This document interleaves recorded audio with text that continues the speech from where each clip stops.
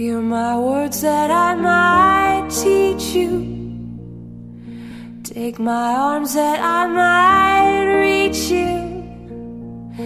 But my words, like silent raindrops, fell and echoed in the wells of silence.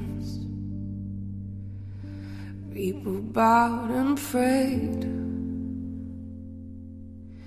to the neon god they made, and the sign flashed out its warning in the words that it was for me.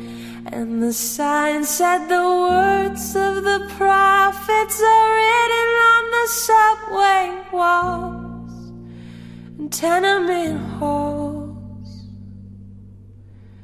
and whispered in the sounds of silence.